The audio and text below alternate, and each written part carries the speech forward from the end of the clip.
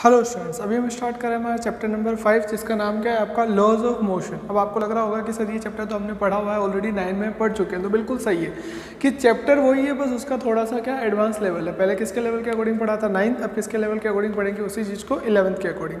चीज़ें सारी वही है, उसमें थोड़ा सा क्या एडिशन है और उसका लेवल थोड़ा सा क्या है ऊपर। तो इसलिए आपको बस यहाँ पर थोड़ा सा क्या है ज़्यादा फोकस देने की रिक्वायरमेंट होगी। ठीक है, तो स्टार्ट करते हैं वहीं से जैसे 9th में करा था कि सबसे पहले आपकी बात किसकी आती है, फोर्स की, कि फोर्स होता क्या है। तो सबसे स्मॉलेस्ट डेफिनेशन क्या होगी फोर्स की, कि भाई फोर्स है मतलब सिंपल लैंग्वेज में कैसे समझ सकते हैं, पुश ये पुल, इसी चीज़ को तो अपन क्या बोलते हैं फोर्स। तो अब किसके बीच में, सबसे पहले मेन बात क्या आती है कि आपने बोल दिया पुश या पुल, लेकिन किसके बीच में। तो अब दो बॉडीज तो होनी चाहिए कम से कम, मतलब फोर्स आपको लगाना है तो कम से कम मिनिमम आपको क्या चाहिए, दो बॉडीज चाहिए। ठीक है, एक तो जो लगा रहा है, एक जिसके ऊपर फोर्स लग रहा है। ठीक है, तो इसका मतलब ये हो क्या रहा है, तो जो हो रहा है उसको अपन क्या बोलते हैं कि इंटरेक्शन हो रहा है।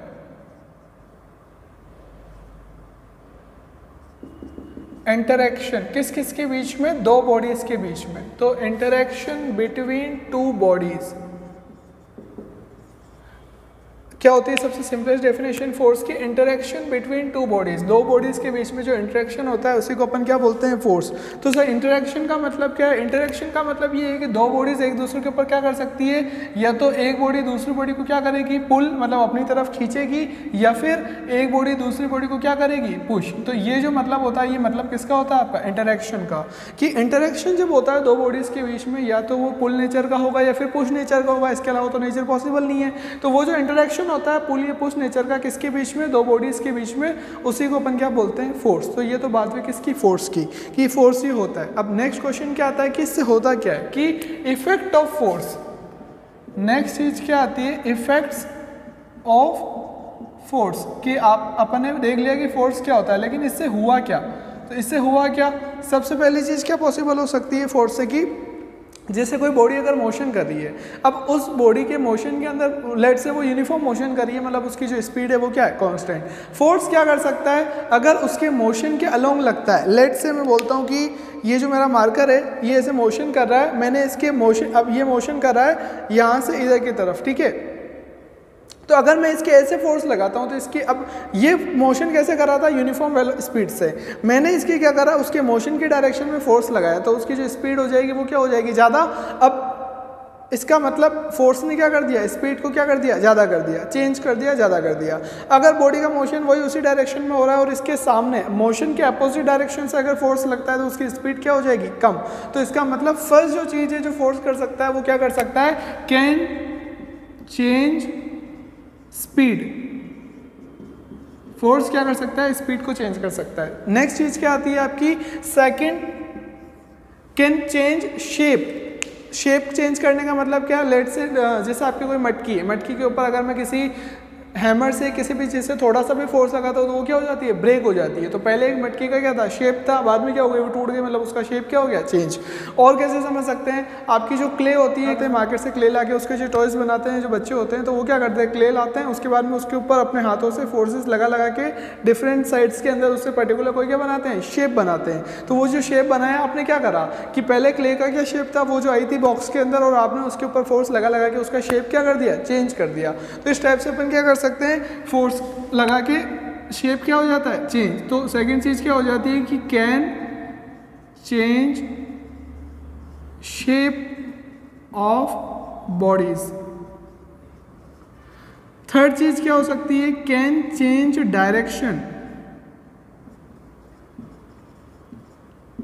डायरेक्शन चेंज करने का मतलब क्या है, डायरेक्शन चेंज करने का मतलब है कि कोई बॉडी अगर कैसे जा रही है, ऐसे जा रही है, ए पॉइंट से बी पॉइंट पे, लेट से वो बॉडी अभी कहाँ, किसी मिड में थी, ए और बी के बीच में, और जैसे ही वो बॉडी यहाँ आ रही थी इधर से एकदम उसको कोई आके धक्का दे देता है तो क्या हो जाता है, वो बॉडी की डायरेक्शन क्या हो जाएगी, चेंज। कहाँ जाना था उसको, बी पे, कहाँ गई, वो इधर आ गई। लेट से कोई पर्सन इधर से इधर क्या कर रहा है, मोशन कर रहा है, जब वो यहाँ से पास हो रहा था मेरे सामने से, मैंने उसको ऐसे फोर्स लगा दिया, धक्का दे दिया, तो वो क्या करेगा, पीछे जाके उधर गिरेगा।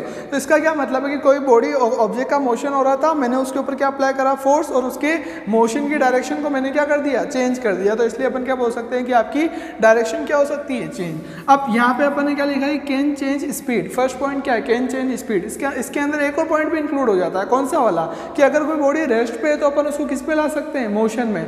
जैसे लेट से अगर आपका ये कोई ये मार्कर है, ये मार्कर अभी रेस्ट पे, अब मैं इसके ऊपर क्या अप्लाई कर रहा हूँ, फोर्स। कौन से नेचर का, पुश, धक्का दे रहा हूँ, पुश। तो पुश नेचर से देखो कि मार्कर किस में आ गया, मोशन में आ गया, ठीक है।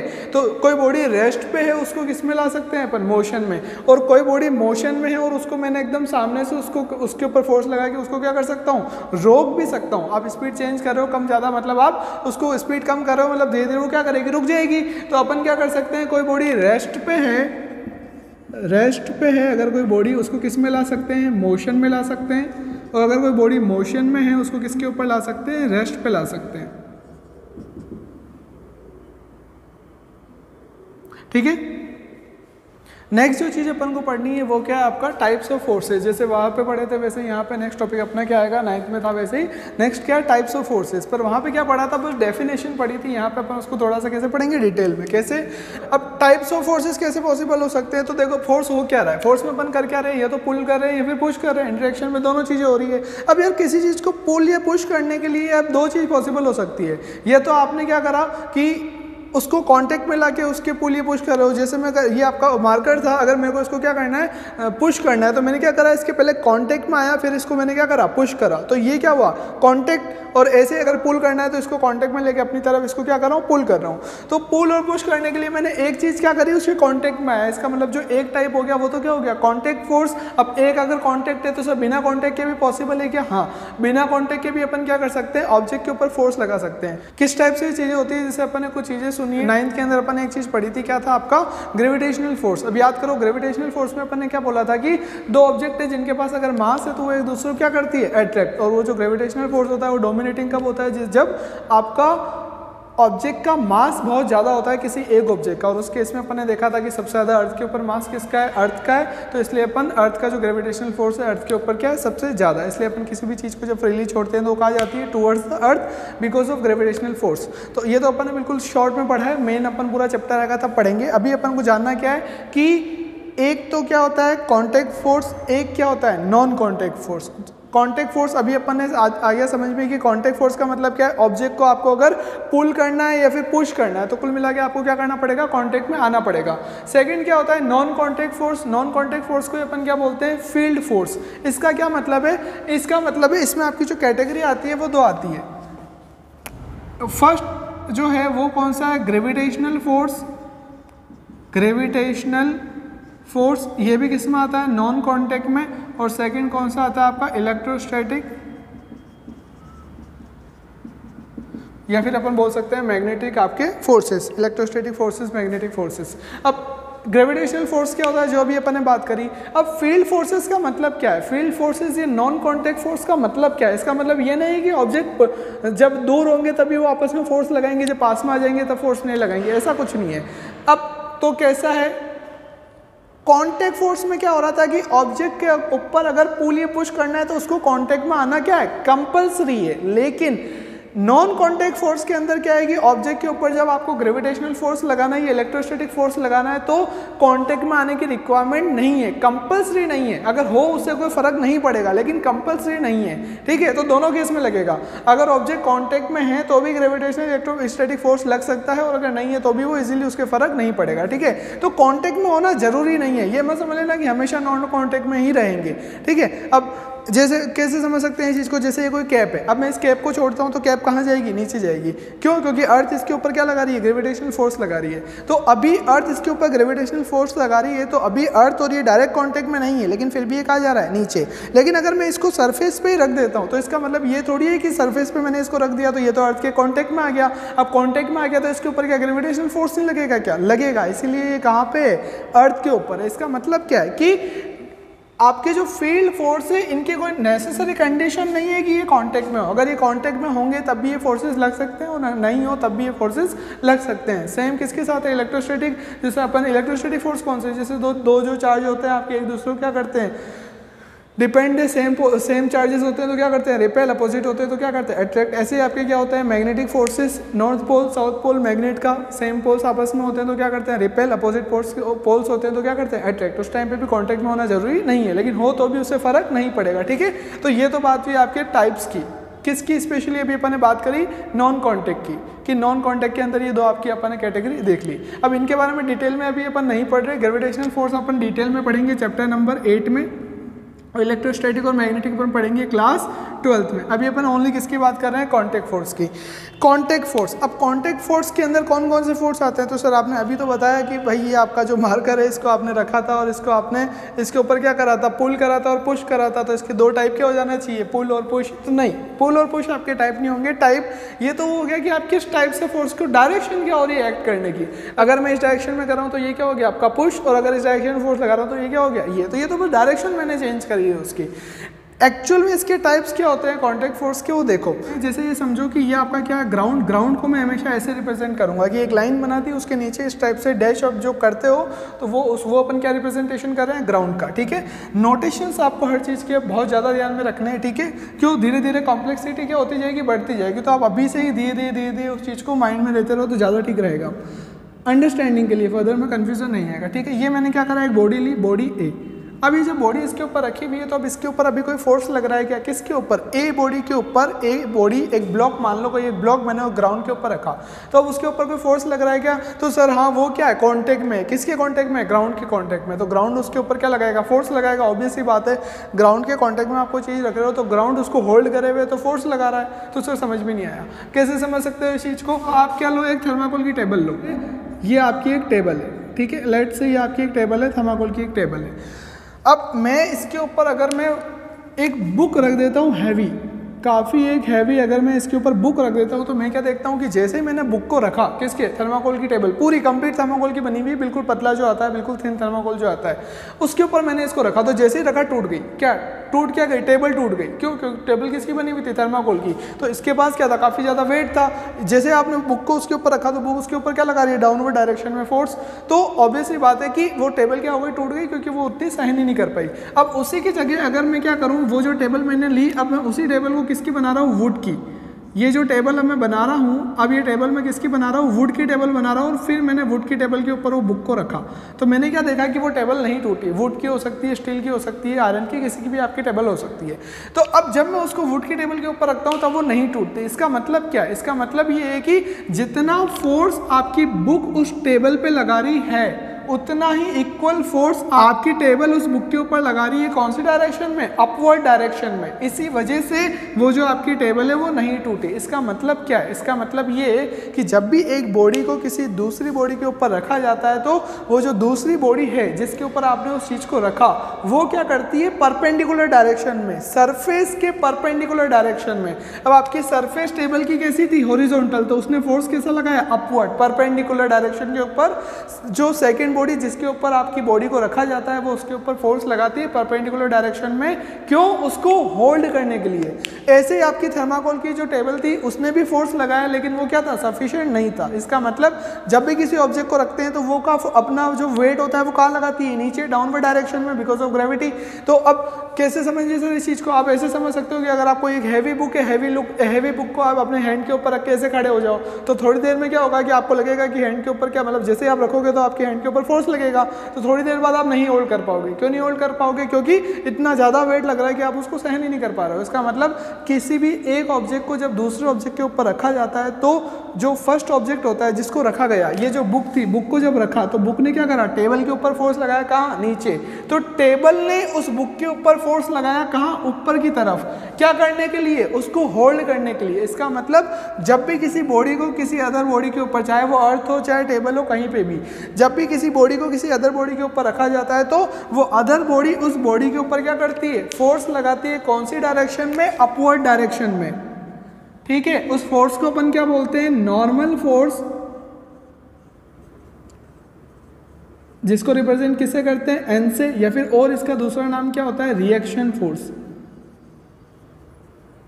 रिएक्शन फोर्स जिसको किसे रिप्रेजेंट करते हैं, आर से। दोनों एक ही चीज़ है, आपको कंफ्यूज नहीं होना है। फिर से अपन अभी तक अपन ने एक ही चीज़ पढ़ी, देखो कंफ्यूज होना नहीं है आपको, अभी तक अपन ने एक ही चीज़ पढ़ी, क्या? Contact force. कांटेक्ट फोर्स में अपन ने पहली चीज़ ओनली क्या पढ़ी है कि नॉर्मल फोर्स से रिएक्शन फोर्स। क्या होता है कि अगर एक बॉडी को आपने किसी अदर बॉडी के ऊपर रखा, चाहे वो अर्थ हो, चाहे आपकी टेबल हो या कुछ भी, तो जो अदर बॉडी होगी वो उसके ऊपर क्या करेगी? एक फोर्स लगाएगी। कैसा? परपेंडिकुलर। किसके? Perpendicular to the surface. तो ये जो नॉर्मल फोर्स आपका होता है ये लगता कैसे है? It acts perpendicular to surface. क्या मतलब है सर? सरफेस क्यों बोल रहे हो बार बार? इसका मतलब ये है कि अगर आपकी सरफेस कैसी हुई?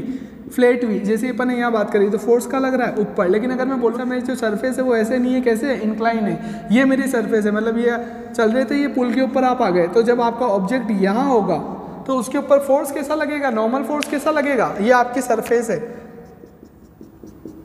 ये तो आपका ग्राउंड हो गया पूरा, ठीक है। और हिल के ऊपर जब आप चले गए, पुल के ऊपर आप चले गए, तो ब्रिज के ऊपर, तो उसके इसमें जब आप ऊपर जा रहे हो तो आपका ऑब्जेक्ट कैसे? एंगल पे। ये तो आपका ये क्या है? हॉरिजॉन्टल पे किसी एंगल पे, थीटा एंगल पे आपकी बॉडी है। तो अब आपने क्या बोला कि जो नॉर्मल फोर्स लगेगा वो कैसा लगेगा? Normal to the surface, perpendicular to the surface. Perpendicular surface मतलब ये आपकी सरफेस है, सरफेस के परपेंडिकुलर क्या होगा? ये। इसका मतलब ये जो डायरेक्शन हो जाएगी ये किसकी हो जाएगी? नॉर्मल फोर्स की, रिएक्शन फोर्स की। तो आपको सिंपल सा क्या ध्यान में रखना है? कांटेक्ट फोर्स का फर्स्ट टाइप अपन ने क्या पढ़ा कि हमेशा लगेगा जब कोई दो बॉडी कांटेक्ट में होगी, हमेशा लगेगा नॉर्मल फोर्स, रिएक्शन फोर्स। कैसे लगता है? सरफेस के परपेंडिकुलर। डजंट मैटर सरफेस कैसी, आपको ध्यान क्या रखना है? सरफेस के परपेंडिकुलर, ठीक है। तो बस ये इतनी सी बात है किसकी? ये फर्स्ट। अब आपने बोला कि सर ओनली नॉर्मल फोर्स ही होता है क्या? और भी फोर्स होते हैं क्या? तो और भी एक और फोर्स होता है, वो होता है कौन सा? Friction force. तो अभी तक आपने बात क्यों नहीं करी? क्योंकि अभी तक अपन कंडीशन लेके चल रहे थे कि आपकी जो सरफेस है वो क्या है? काफ़ी ज़्यादा स्मूथ है। सरफेस क्या है? फ्रिक्शन लेस है, मतलब सरफेस पे कोई फ्रिक्शन नहीं है। तो सर फ्रिक्शन कर रहे हो, फ्रिक्शन होता क्या है? फ्रिक्शन क्या होता है कि आपकी जो बॉडी है जिसको अभी तक आपने रखा हुआ था, अगर मैं उसका क्या करता हूँ? उसको मैं खींचता हूँ, उसके ऊपर कौन सा फोर्स लगा रखा है? यहाँ पे पुल। ये आपकी बॉडी थी, उसको मैंने पकड़ के क्या करा? खींचा। जब एक बॉडी को आप पकड़ के खींचते हो तो आपको क्या करना है? फोर्स लगाना पड़ता है।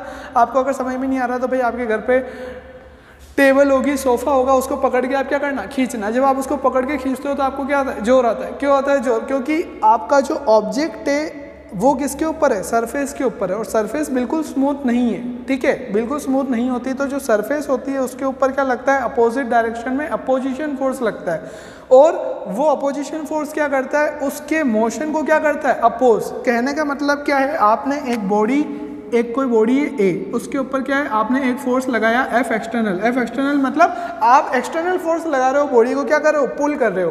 तो अब जो सरफेस है वो क्या है?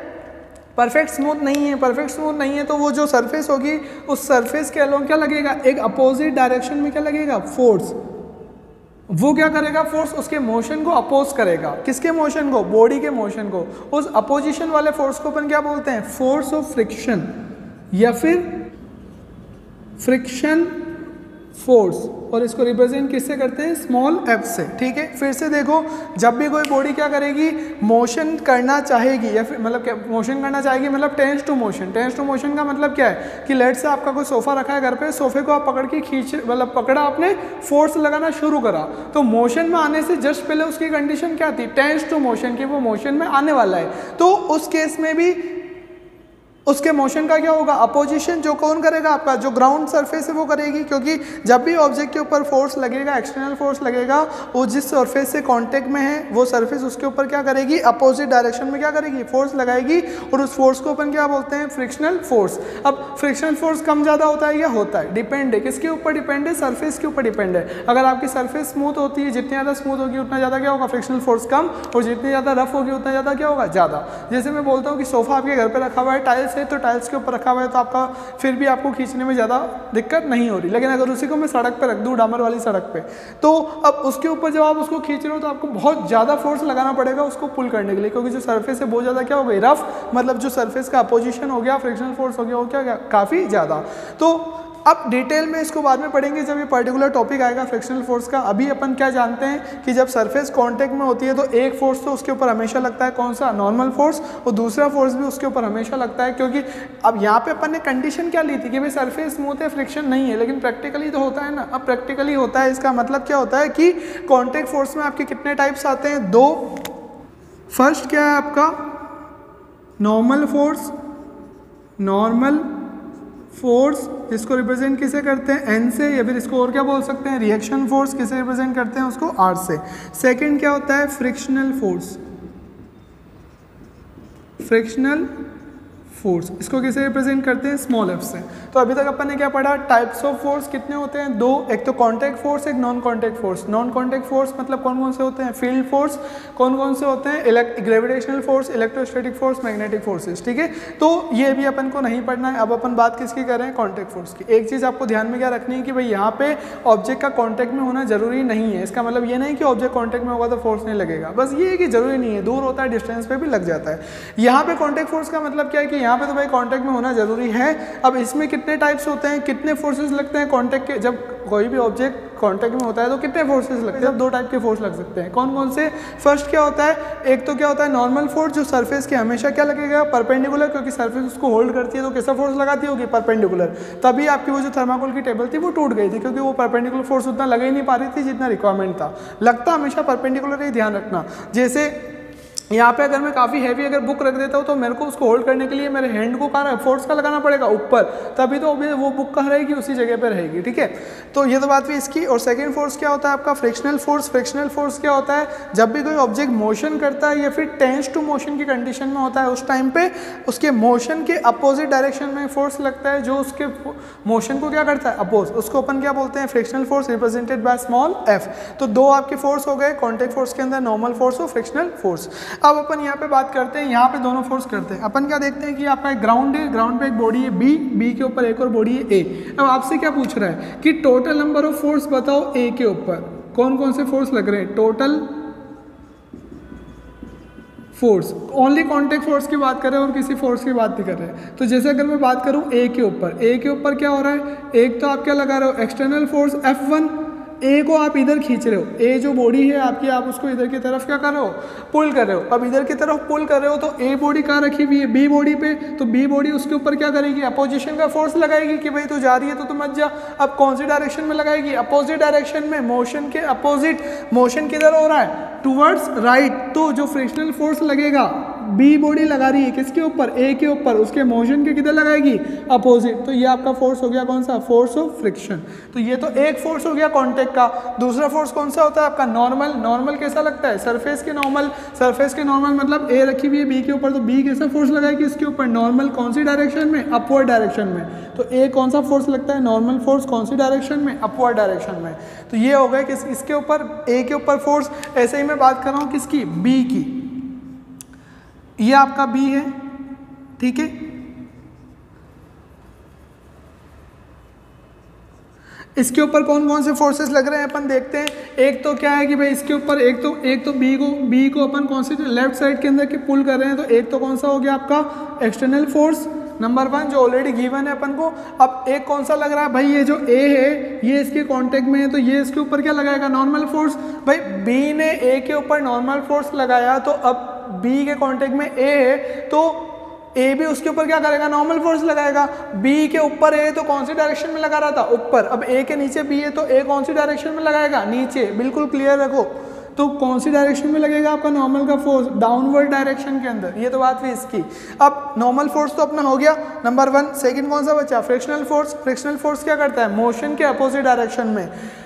बी का मोशन कहाँ हो रहा है, टूवर्ड्स लेफ्ट, तो ए उसको कहाँ रोकने की कोशिश करेगा, राइट की तरफ। तो ये आपका जो फ्रिक्शनल फोर्स लगा ये किधर की तरफ लगेगा, राइट की तरफ। तो ये आपके फोर्स हो गए, कौन से फोर्स हो गए, कॉन्टैक्ट फोर्स हो गए, ठीक है। यहाँ पे अपन ने सारे फोर्स लिए नहीं लिए, क्यों नहीं लिए, क्योंकि एक फोर्स रह गया। सर आपके माइंड में ये भी तो आराम हो गया कि सर ये ग्राउंड पे है तो ग्राउंड वाला फोर्स अभी तक अपन ने कंसीडर नहीं करा, ठीक है। अभी तक अपन ओनली कौन सी बात कर रहे हैं, इन दोनों बॉडीज के कॉन्टैक्ट की बात कर रहे हैं। तो एक फोर्स यहाँ पे अभी अपन ने कंसीडर नहीं करा, जिसको अपन आगे पढ़ेंगे, ठीक है।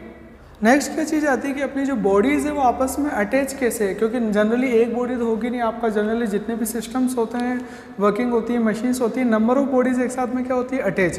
तो जो फोर्सेस लगते हैं वो किसके ऊपर डिपेंड होते हैं कि आपकी बॉडीज़ आपस में अटैच किसके थ्रू है, कैसे अटैच है, ठीक है। तो अपना इसलिए अपन एक बार क्या देखते हैं कि आपकी बॉडीज़ अटैच कैसे होती है, स्पेशली अपन न्यूमेरिकल अपन करेंगे। तो ये जो चीज़ थी अपन ने 9th में नहीं पढ़ी, ठीक है। तो अब अपन यहाँ से थोड़ा एडवांस स्टार्ट करते हैं 9th के बाद का। फर्स्ट क्या है, कनेक्टेड बाय स्ट्रिंग, मतलब एक रस्सी से कनेक्टेड है। स्ट्रिंग अपन किसको बोलते हैं, जो काफ़ी ज़्यादा क्या होती है, थीन, जिसको क्या बोलते हैं, रस्सी हिंदी में, ठीक है। और एक होती है रोप। रोप क्या होती है, जो काफ़ी थिकनेस, जिसका डायमीटर क्या होता है, काफ़ी ज़्यादा, वो होता है आपका रोप। यहाँ पर हम बात किसकी कर रहे हैं, स्ट्रिंग की, रस्सी से जो आपका कनेक्ट है। अब रस्सी जो होती है बिल्कुल ऐसा तो होगा कि नहीं, जब आप उसको एक्सटेंड करोगे तो हल्की फुल्की एक्सटेंड तो होती है, लेकिन अपन यहाँ पे क्या कंडीशन लेते हैं कि जो आपकी रस्सी है, स्ट्रिंग है, वो कैसी, इनएक्सटेंडेबल, मतलब वो उसकी लेंथ चेंज नहीं हो सकती। ठीक है, गिवन कंडीशन यहाँ पे यही है अपनी, जो अपन ने कंडीशन ली, एजम्पशन ली यहाँ पे कि आपकी जो स्ट्रिंग है, जो रस्सी है, वो क्या इनएक्सटेंडेबल है, मतलब अपन उसको एक्सटेंड नहीं कर सकते, उसकी लेंथ इंक्रीज नहीं कर सकते। अगर ऐसा होता है कि आपकी 2 या 2 से ज़्यादा बॉडीज, मोर देन 2 बॉडीज अगर एक ऐसी स्ट्रिंग से कनेक्ट हो जो कि इनएक्सटेंडेबल हो, तो वो अगर किसी भी एक बॉडी के ऊपर क्या लगता है, फोर्स, तो उस बॉडी का क्या होगा, मोशन, और उसको क्या मिलेगा, एक्सेलरेशन, क्योंकि उसका मोशन हो रहा है। तो जितनी भी बॉडीज है सबका एक्सेलरेशन क्या होगा, सेम। कैसे इस चीज़ को समझ सकते हैं, जैसे आपकी 2 बॉडीज है, एक है एम, कैपिटल एम, एक कौन सी है, स्मॉल एम। इसको और कैसे लिख सकते हैं अपन, सिंप्लिसिटी के लिए लेट्स से आपकी फर्स्ट बॉडी कौन सी है, M1, और सेकेंड बॉडी कौन सी है, M2। अब ये दोनों बॉडीज है और बीच में किससे कनेक्ट है, ये स्ट्रिंग से कनेक्ट है, रस्सी से कनेक्ट है, और कहाँ रखी हुई है, ग्राउंड पे। अब अगर मैं अपनी M2 बॉडी के ऊपर क्या करता हूँ, फोर्स लगाता हूँ, और उसको मैं क्या करता हूँ, पुल करता हूँ। M2 बॉडी के ऊपर क्या करा मैंने, फोर्स लगाया, और उसको मैंने क्या करा, पुल करा। अब एक बॉडी के ऊपर फोर्स लगा, अभी इसकी जो वेलोसिटी है वो कितनी है, 0, और जैसे इसके ऊपर फोर्स लगेगा ये किस में आ जाएगी, मोशन में, क्योंकि इसको क्या मिलेगा, एक्सेलरेशन। अभी अपन न्यूटन की लॉज नहीं पढ़ रहे, लेकिन अपन को एक चीज़ तो पता है ना कि आपका F इक्वल टू क्या होता है, M ए, न्यूटन का सेकंड लॉ। अभी अपन नहीं पढ़ रहे, लेकिन अपन ने 9 में पढ़ा था, तो अपन को फॉर्मूला तो ध्यान है ना, अभी बस फॉर्मूले की बात करो, लॉज में अभी नहीं पढ़ा रहा। तो आपने क्या करा, उसको बॉडी के ऊपर क्या करा, फोर्स लगाया। अब आपने फोर्स लगाया तो बॉडी को क्या मिल गया, एक्सेलरेशन मिल गया।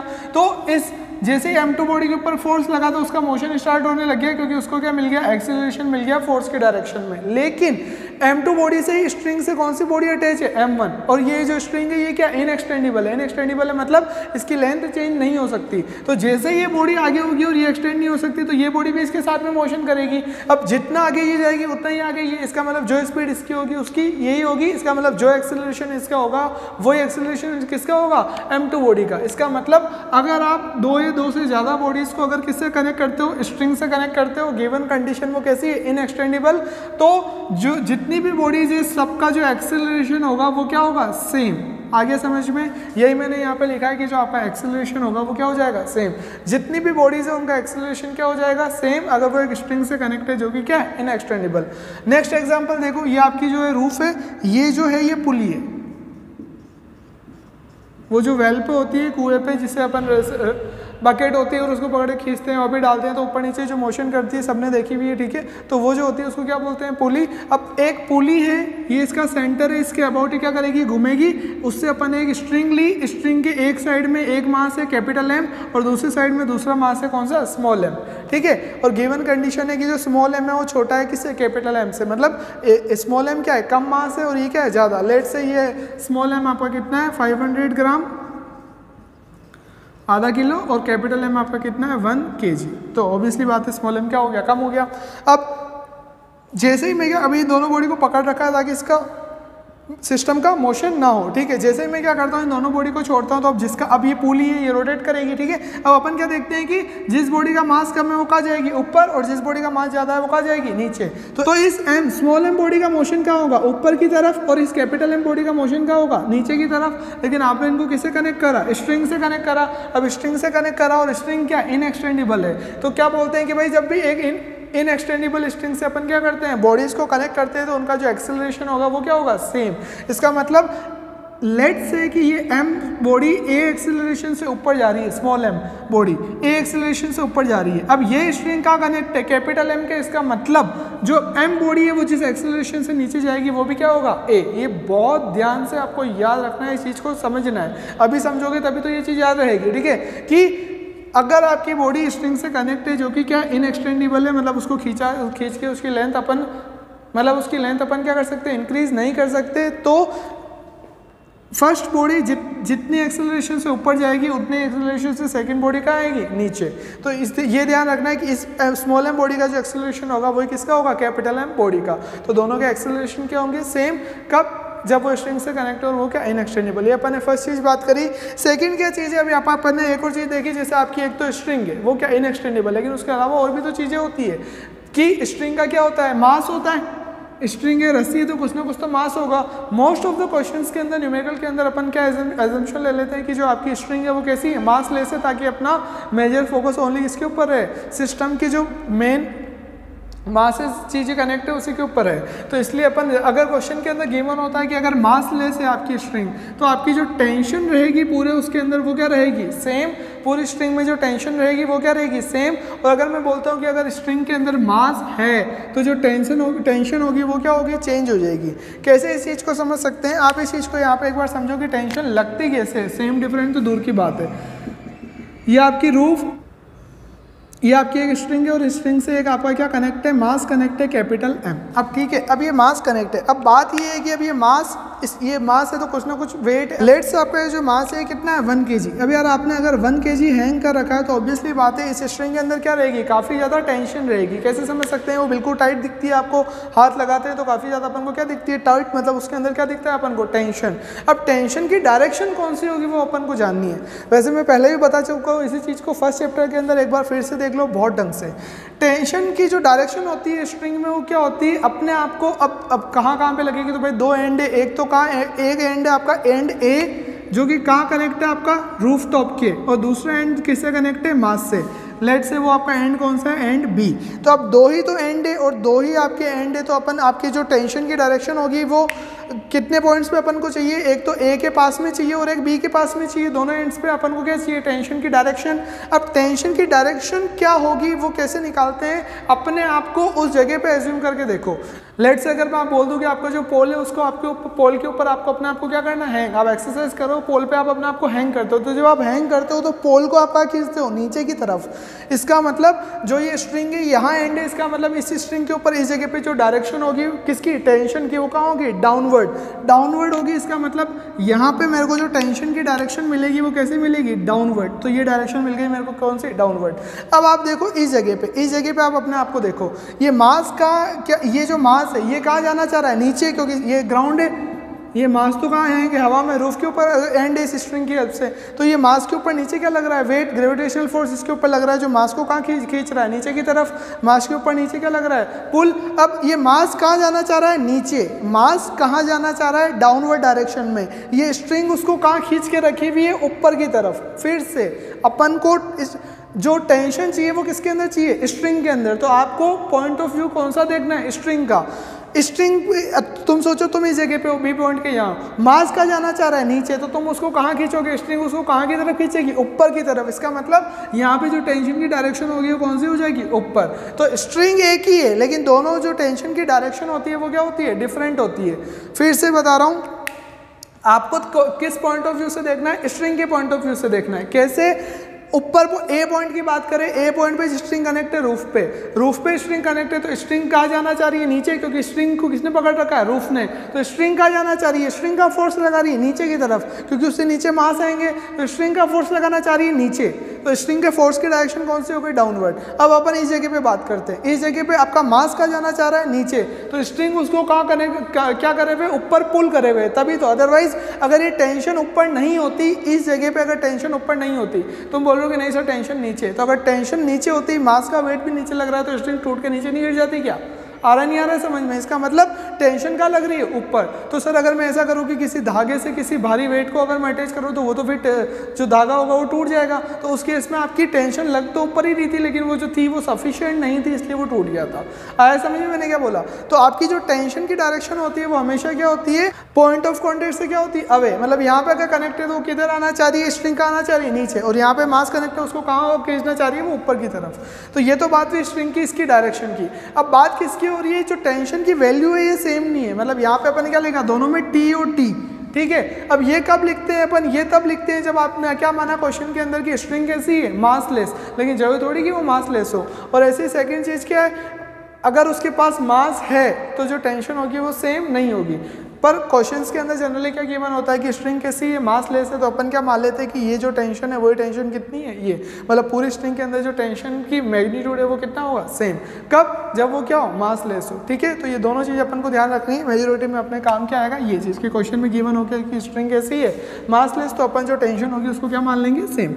नेक्स्ट बात आती है पुली की। अब पुली है तो पुली के पास क्या होगा, मास भी होगा, और जो पुली के ऊपर रोप का मोशन होगा, अभी अपन ऐसे यहाँ बात करें कि ये मास ऊपर नीचे जा रहे हैं, तो पुली के कॉन्टेक्ट में एक और फोर्स होता है, कौन सा, फ्रिक्शन का, तो भाई पुली के ऊपर फ्रिक्शन भी लगेगा। तो अब अगर क्वेश्चन के अंदर गिवन है और एक अजम्पशन होती है कि इफ जो आपकी पुली है वो कैसी है, मास लेस है और फ्रिक्शन लेस है, मतलब पुली का न तो मास है और न कोई फ्रिक्शन है, तो उस टाइम के अंदर जो दोनों साइड में टेंशन होगी वो क्या होगी, सेम। मतलब अगर अपन बोलें कि ये आपकी पुली है, पुली के इस साइड में, अब वही अभी अपन ने बात करी कि पुली कैसा फोर्स लगाती है, अपनी तरफ डाउनवर्ड डायरेक्शन में, तो अगर इस पॉइंट पे भी आपका फोर्स कैसे लगेगा, डाउनवर्ड, नीचे की तरफ अपनी तरफ खींचेगी पुली को, और इस पॉइंट के ऊपर भी पुली क्या करेगी, अपनी तरफ खींचेगी उसको, ये जो स्ट्रिंग है अपनी तरफ खींचेगी, तो यहाँ पे कैसी डायरेक्शन होगी, डाउनवर्ड। अब बात किसकी आती है, मैग्नीट्यूड की। मैग्नीट्यूड, अभी यहाँ पे आपने क्या बोला कि अगर क्वेश्चन के अंदर गिवन है कि आपकी पुली मास लेस है और फ्रिक्शन लेस है, तो टेंशन दोनों साइड में क्या होगी, सेम। तो मतलब अगर मैं बोलूँ कि यहाँ पे टेंशन T1 है, तो इधर भी टेंशन कितनी होगी, T1।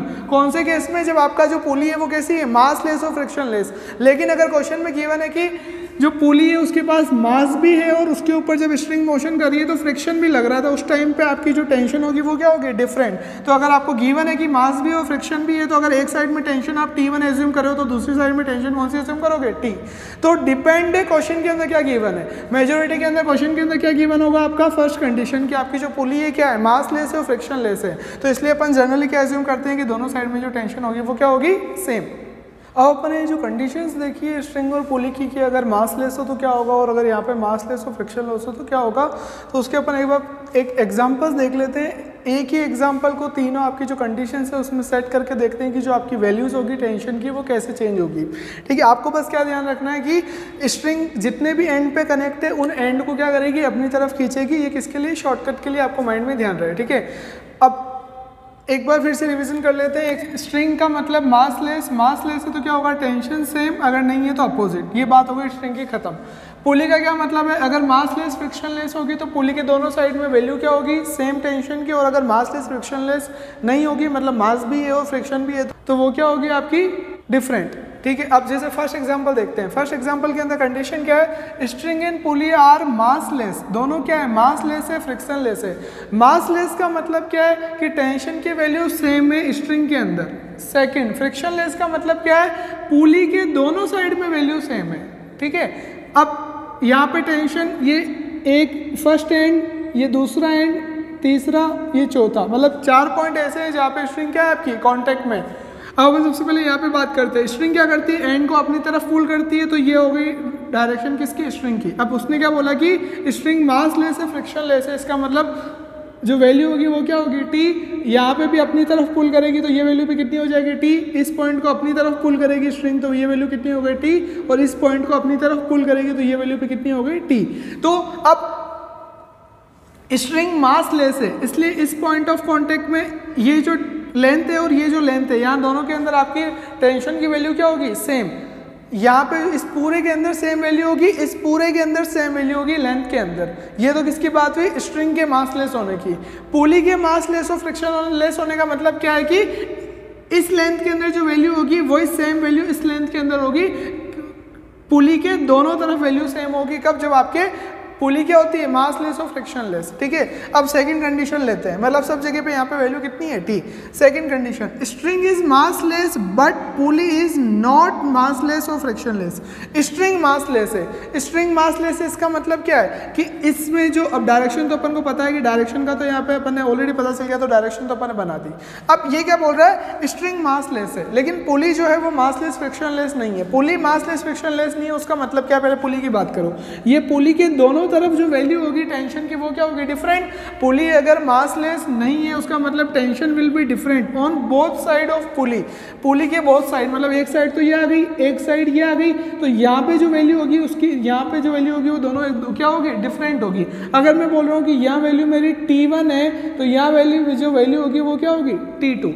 ये तो बात हुई किसकी, पुली की। अब बात करें स्ट्रिंग मासलेस है। स्ट्रिंग मासलेस है इसका मतलब क्या है कि स्ट्रिंग मासलेस है मतलब जो टेंशन की वैल्यू होगी पूरे स्ट्रिंग में वो क्या होगी, सेम। मतलब इस पूरे पार्ट के अंदर टेंशन की वैल्यू क्या होगी, सेम। इसका मतलब ये जो T1 है वो किसके इक्वल होगा, इस T1 के, और ये T2 दोनों क्या होंगे, इक्वल। इसलिए अपन ने यहाँ दोनों में क्या लिखा, T1 और यहाँ पे क्या लिखा, T2। फिर से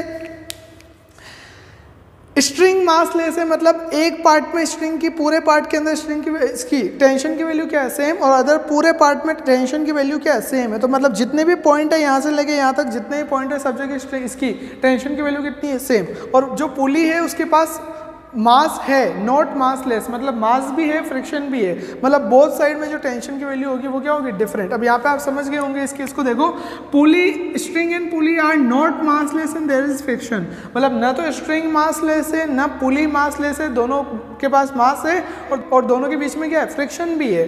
अब अगर ऐसा है इसका मतलब क्या है, पहले बात करते हैं पुली की।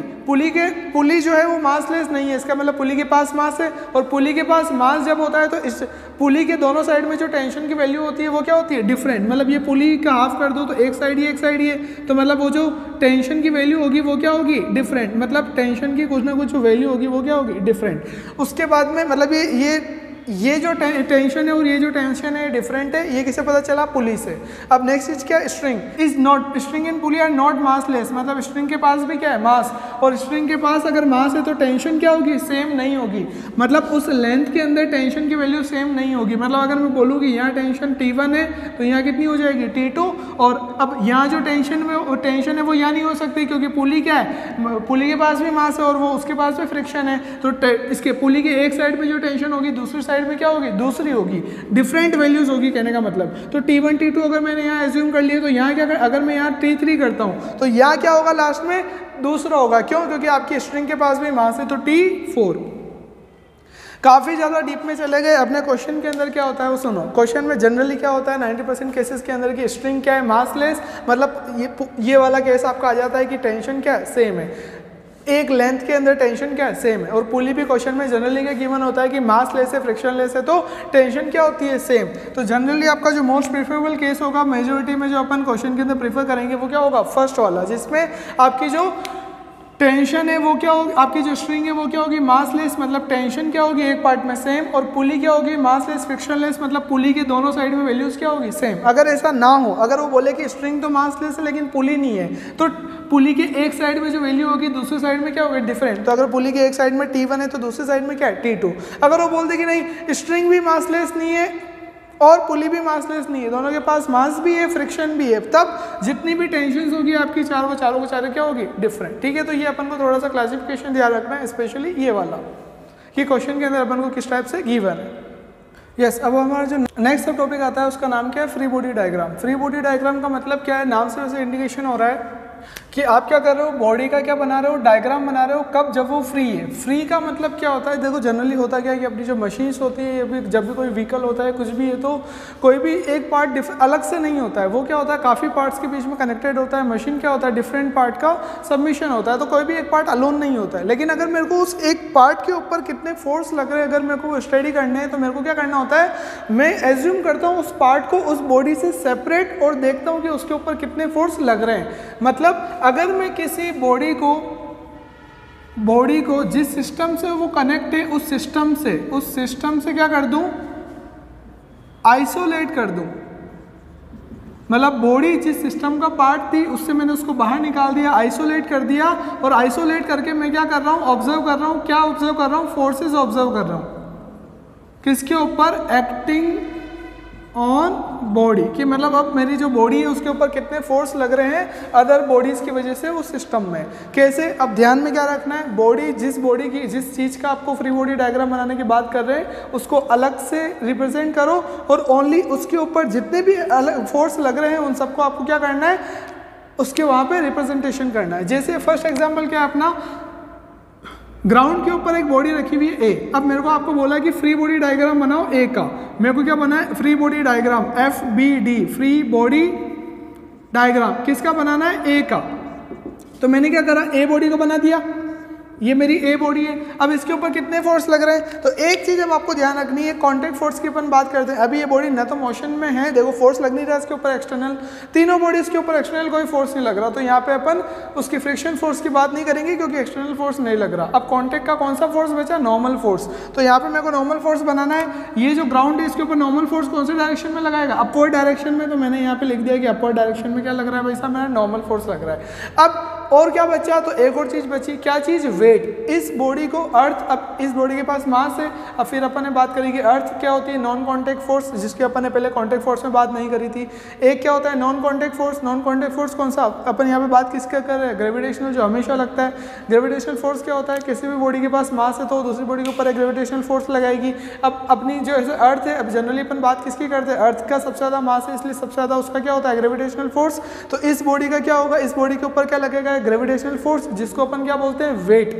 किस क्या बोलते हैं उसको, वेट ऑफ द बॉडी, जो कहाँ लगता है, toward the centre of the earth. मतलब बॉडी कैसे रखी हुई है इससे फर्क नहीं पड़ता, हमेशा आपको क्या करना है, जो ग्रेविटेशनल फोर्स होता है जिसको अपन क्या बोलते हैं, वेट, उसको क्या करना है, हमेशा डाउनवर्ड करना है। अब चाहे आपकी बॉडी ग्राउंड पे प्लेन पे रखी हो, तब भी आप उसको क्या करोगे, डाउनवर्ड कर दोगे, या अब यहाँ पे भी आप उसको क्या कर दोगे, डाउनवर्ड।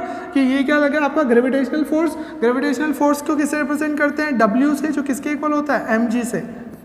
देखो सिंपल सी बात है, फॉर्मूला अपना क्या, F = m है, ठीक है। अब ग्रेविटेशनल फोर्स को रिप्रेजेंट किसे करते हैं, वेट से। मास तो बॉडी का m ही है, और जो ग्रेविटेशनल फोर्स की वजह से जो एक्सेलरेशन होता है उसको किसे रिप्रेजेंट करते हैं अपन, g से। तो a की जगह पे अपन क्या लिख सकते हैं, g। तो जो ग्रेविटेशनल फोर्स होता है वो उसी को क्या बोलते हैं अपन, वेट ऑफ द बॉडी। और वेट ऑफ द बॉडी कहाँ लगता है, downward, toward the centre of the earth, ठीक है। तो toward the centre of the earth, इसलिए वो कहा जा रहा है डाउनवर्ड। तो वो क्या हो गया आपका, वेट किसके इक्वल के, mg के इक्वल, ठीक है। बिल्कुल सिंपल। अभी तक तो अपन ने कौन सी बात करी, ओनली कॉन्टैक्ट फोर्स की। एक तो जिसमें दो आते हैं, कौन कौन से, जो अभी अपन लगा रहे थे बॉडीज के ऊपर। एक तो कौन सा था आपका, नॉर्मल फोर्स, जो अभी अपन ने यहाँ पे भी अप्लाई कर दिया है। क्या लगता है बॉडी के, कैसे लगता है, परपेंडिकुलर डायरेक्शन में, अपवर्ड सरफेस के। सेकंड कौन सा होता है, वेट। सेकंड कौन सा होता है, फ्रिक्शन। फ्रिक्शन अभी यहाँ पे लग नहीं रहा क्योंकि है ही नहीं, तो ये तो बात हो गई कॉन्टैक्ट फोर्स। अब बात आती है non contact force. Non contact force में एक फोर्स हमेशा लगता है जब तक मैकेनिक्स चलेगी, कुछ भी, एक होता है आपका वेट, हमेशा लगेगा, ठीक है। तो वेट क्या होता है, toward the centre of the earth लगता है, क्योंकि अर्थ लगाती है ग्रेविटेशनल फोर्स। फॉर्मूला भी आपको ध्यान में रखना है, W = mg। ये क्या लगता है, toward the centre of the earth. तो ये क्या हो गया इसका फ्री डायग्राम, कि ये इसकी बॉडी के ऊपर, ये जो बॉडी है ए, इसके ऊपर एक फोर्स का लग रहा है नॉर्मल ऊपर, और एक का लग रहा है नीचे। अब यहाँ पे आपको क्या बोला कि ये कोई एक बॉल है ए, ये बॉल ऐसे दो ग्राउंड पे एंड्स के बीच में रखी हुई है आपकी। अब इस बॉल के ऊपर टोटल फोर्स कितने लग रहे हैं, तो अब सिंपल सी बात है, दो चीज आपको ध्यान में रखनी है। एक तो क्या होता है आपका कॉन्टैक्ट फोर्स, यहाँ पे कॉन्टैक्ट फोर्स में फ्रिक्शन तो है नहीं क्योंकि बॉडी मोशन करनी थी, तो ओनली कौन सा बचा, नॉर्मल। और सेकंड आपको किसकी बात करनी है, ओनली वेट की, ठीक है। तो ये आपकी बॉडी ओनली किसका बना रहे हैं, बॉल का। फ्री बॉडी डायग्राम बनाना है किसका, बॉल का। तो ये मैंने बना दी क्या, बॉल। अब इसके ऊपर क्या है, ये दो पॉइंट्स हैं, इन दो पॉइंट्स के ऊपर क्या हो रही है, ये बॉल क्या हो रही है, टच में, कांटेक्ट में। तो ये क्या लगाएंगे इसके ऊपर, नॉर्मल फोर्स। नॉर्मल फोर्स कैसे लगते हैं, सरफेस के परपेंडिकुलर। ये सरफेस है, ये सरफेस है, सरफेस के परपेंडिकुलर कैसे लगेगा, ऐसे। और ऐसे ये सरफेस है, इसके परपेंडिकुलर कैसे लगेगा, ऐसे। तो ये आपके दो पॉइंट हो गए। फर्स्ट पॉइंट ये हो गया, ये फर्स्ट, ये आपका हो गया नॉर्मल फोर्स, और ये भी आपका क्या हो गया, नॉर्मल फोर्स। तो ये आपके दो नॉर्मल फोर्स लग रहे हैं इस डायरेक्शन में। ये कहा जा रहा है टुवर्ड द सेंटर, ये आपकी है, और इसके अगर ऐसे बनाते हैं तो उसके सेंटर पे तो जाएगा। तो ये कहा जा रहा है दोनों सेंटर पे, ठीक है। तो ये अपन इसको डैश डैश से रिप्रेजेंट कर सकते हैं। अब ये तो बात है नॉर्मल फोर्स की। सेकंड क्या बात करिए अपन ने, क्या लगता है, वेट कौन लगाती है, अर्थ। कहाँ लगाती है, toward the centre of the earth, मतलब डाउनवर्ड। डाउनवर्ड क्या लगता है, वेट। तो यहाँ पे अपन एक डाउनवर्ड कर देंगे, वो क्या हो जाएगा आपका, वेट, ठीक है। जिसको जनरली ओनली किससे रिप्रेजेंट कर सकते हैं अपन, W से। तो ये क्या बन गया इसका फ्री बॉडी डायग्राम। दो तो इसके ऊपर क्या लग रहा है, नॉर्मल फोर्स, और एक डाउनवर्ड डायरेक्शन में क्या लग रहा है, वेट, ठीक है। अब यहाँ देखो तीन बॉडीज है, ABC। आपको फ्री बॉडी डायग्राम बनाना है तीनों बॉडी का। किसका, तीनों बॉडी का। सबसे पहले मैं बात कर रहा हूँ ए बॉडी की। ए बॉडी में देखो, ए बॉडी के अंदर नीचे डाउनवर्ड में क्या लगेगा आपका, वेट। तो ये तो क्या हो गया, वेट। सेकंड बी बॉडी इसके ऊपर क्या लगाएगी, नॉर्मल फोर्स। कौन सी डायरेक्शन में, अपवर्ड डायरेक्शन में, तो ये नॉर्मल फोर्स हो गया कौन सी डायरेक्शन में, अपवर्ड डायरेक्शन में, ठीक है। इसको मैं लिख ले रहा हूँ N1। N1 क्या है, normal force between A and B, normal force between A and B. तो ये हो गया मेरा किसका, फर्स्ट का, और तो कुछ लग ही नहीं रहा, एक तो वेट और बी से कांटेक्ट में है तो बी का कांटेक्ट फोर्स, फ्रिक्शन तो है ही नहीं, तो ओनली क्या बचा, नॉर्मल फोर्स और वेट। सेकंड अपन बात करते हैं बॉडी नंबर बी की। बी बॉडी के ऊपर वापस वही एक बॉडी का वेट लगता है डाउनवर्ड, तो ये वेट पहले अपन ने लिख दिया downward. Second normal force, normal force कौन लगाएगा इसके ऊपर, बी के ऊपर, जिससे कांटेक्ट में, एक तो ए से एक सी से, अब एक तो ए लगाएगा, ए कैसे लगाएगा, डाउनवर्ड नीचे की तरफ, तो एक तो इसके ऊपर नॉर्मल फोर्स लग रहा है डाउनवर्ड, कौन लगा रहा है, ए, किसके ऊपर, बी के ऊपर, और ए और बी के बीच का नॉर्मल फोर्स को किससे रिप्रेजेंट कर रहा हूँ, N1 से, तो यहाँ क्या लिखूंगा, N1। फिर से ए जितना बी के ऊपर फोर्स लगाएगा उतना ही बी ए के ऊपर लगाएगा, न्यूटन का थर्ड लॉ, ये तो अपन को पता है 9th में, इतना तो ध्यान है ना अपन को कि भाई जितना ए लगाएगा उतना ही बी, इक्वल और अपोजिट फोर्स होते हैं, तो ये भी क्या हो जाएगा, N1, ठीक है। ये कौन लगा रहा था, ए बी के ऊपर। अब ये तो बात हो गई इसकी, अब सी भी तो कांटेक्ट में है, ये रहा सी कांटेक्ट में, सी भी लगाएगा, सी का लगाएगा सरफेस के परपेंडिकुलर, कहाँ, ऊपर की तरफ, तो ये मैंने लिख दिया क्या, N2। N2 क्या है, नॉर्मल फोर्स है, किस किस के बीच में, बी और सी के बीच में, ठीक है। ये बात हो गई इसकी। अब बात कर रहे हैं थर्ड अपन बात कर रहे हैं किसकी, आपकी बॉडी सी की। अब बात कर रहे हैं किसकी, सी की, ये आपका ए, ये आपका बी। अब बात कर रहे हैं सी की। सी के ऊपर सबसे पहले वही वेट कहाँ लगता है, डाउनवर्ड डायरेक्शन में। अब बात आती है नॉर्मल फोर्स की। नॉर्मल फोर्स एक तो पहले ऊपर बात कर लेते हैं, बी जिससे कांटेक्ट में है वो नॉर्मल फोर्स लगाएगा, कौन कांटेक्ट में है, बी, तो बी नॉर्मल फोर्स लगाएगा सी के ऊपर। कौन सा, सी ने बी के ऊपर कहाँ लगाया, सी ने बी के ऊपर कहाँ लगाया, ऊपर, बी और सी के बीच में कहाँ लगा, ऊपर, तो बी सी के ऊपर कहाँ लगाएगा, नीचे, तो यहाँ पे क्या लगेगा, डाउनवर्ड डायरेक्शन में नॉर्मल फोर्स, और बी और सी के नॉर्मल फोर्स का क्या नाम है, N2, तो यहाँ पे क्या आ जाएगा, N2। ये तो बात हुई इसकी। नेक्स्ट सी और का कांटेक्ट में, ग्राउंड पे, तो ग्राउंड पे कांटेक्ट में, तो ग्राउंड भी क्या करेगा, एक परपेंडिकुलर फोर्स लगाएगा नॉर्मल, तो ग्राउंड फोर्स का लगाएगा ऊपर, और ग्राउंड का और इसका जो नॉर्मल फोर्स है वो क्या हो गया आपका, N3। तो ये आपके हो गए, बहुत इजी है। फ्री बॉडी डायग्राम का मतलब क्या है, बस एक आप बॉडी एक पर्टिकुलर, अब देखो एक सिस्टम होते हैं जनरली अपने पास, एक सिंगल बॉडी जनरली नहीं होती है, काफ़ी ज़्यादा सिस्टम्स एक में के अंदर बॉडी होती है, मल्टीपल बॉडीज आपस में कनेक्ट होती है, कोई भी मशीन में या किसी के भी अंदर। तो अपन एक सिंगल, जिस बॉडी के ऊपर अपन को फोर्स की इफेक्ट चाहिए उसको अपन क्या कर देते हैं, आइसोलेट, और उसके ऊपर क्या करते हैं, जितने भी फोर्सेज उसके ऊपर लग रहे होते हैं वो अपन अलग से उसके ऊपर बनाते हैं, और वो जो रिप्रेजेंटेशन होता है ओनली बॉडी को बना के उसके ऊपर फोर्सेज का रिप्रेजेंटेशन, उसी को अपन क्या बोलते हैं, फ्री बॉडी डायग्राम, ठीक है। बॉडी बनाओ, उसके ऊपर फोर्स, कितने फोर्सेस अपन ने पढ़े, कांटेक्ट, नॉन कांटेक्ट। कांटेक्ट के कौन कौन से, नॉर्मल और फ्रिक्शन, ठीक है। अगर बॉडी मोशन में नहीं है तो ओनली कौन सा लगेगा, नॉर्मल, जो यहाँ पे लग रहा है कांटेक्ट का। सेकंड क्या आता है आपका, नॉन कांटेक्ट। नॉन कांटेक्ट में हमेशा एक फोर्स लगता है, कौन सा, वेट ऑफ द बॉडी हमेशा का लगता है डाउनवर्ड, ठीक है। और नॉर्मल फोर्स हमेशा कैसा लगता है, सरफेस के परपेंडिकुलर। और यहाँ पे थर्ड क्वेश्चन के अंदर देख लो, यहाँ पे एक चीज जो ध्यान में रखने की, आपको दो बॉडीज आपस में कनेक्ट है, दोनों एक दूसरे के ऊपर क्या लगाएगी, नॉर्मल फोर्स। अगर ए बॉडी ऊपर है, ए बॉडी के ऊपर बी कैसे लगाएगा, ऊपर की तरफ, तो ऑब्वियसली बात है बी बॉडी के ऊपर ए कैसे लगाएगा, डाउनवर्ड। और दोनों का जो मैग्नीट्यूड होगा वो किससे होगा, सेम। जो इसका एक्शन होगा वो उसका क्या होगा, रिएक्शन, न्यूटन का थर्ड लॉ। अभी लॉ नहीं पढ़ रहे लेकिन अपन को थोड़ा बहुत तो ध्यान है ना न्यूटन का थर्ड लॉ, तो इसलिए मैं यहाँ पे बता रहा हूँ आपको कि जो ए और बी के फोर्स है वो कितना, N1। तो ए के ऊपर बी कैसे लगा रहा है, ऊपर, तो बी के ऊपर ए कैसे लगाएगा, डाउनवर्ड, इसलिए ये ऊपर N1 यहाँ जा रहा है और यहाँ कैसे जा रहा है, डाउनवर्ड। ये दोनों N1 क्या है, सेम। तो अभी आपको बस सिंपली क्या आना चाहिए, डायग्राम बनाना, ठीक है। तो अभी अपन ने किसके बारे में पढ़ा, फोर्सेस के बारे में, फ्री बॉडी डायग्राम के बारे में, ठीक है। Thank you.